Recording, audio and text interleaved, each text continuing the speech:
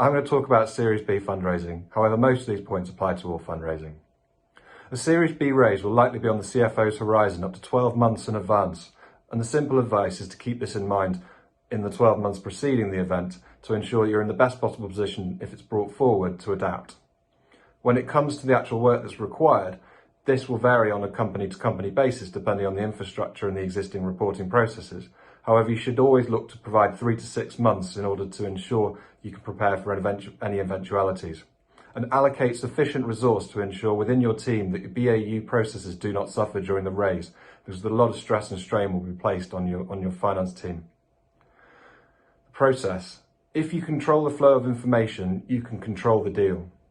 In advance of building the model, work with various stakeholders to ensure their buy-in to the process. Ensure the information you require is in an accessible format for rapid interrogation. This will allow simple and fast responses to investor questions or diligence to be prepared during the investment process. Ensure your model has a structure and outputs which provide supporting schedules immediately. I've seen investors lose interest in an investment if there's delays to responding to questions.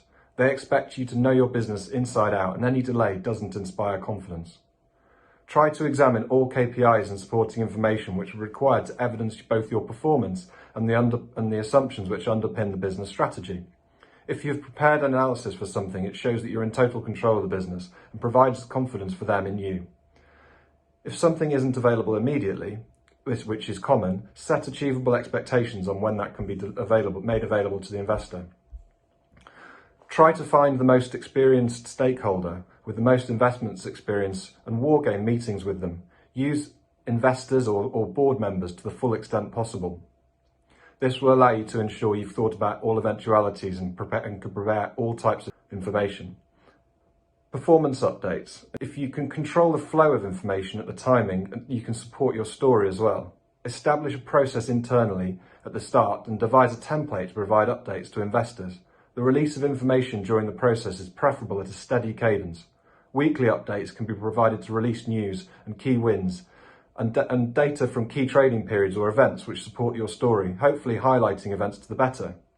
Bear this in mind when setting the budget, as negative performance can unsettle an investment process.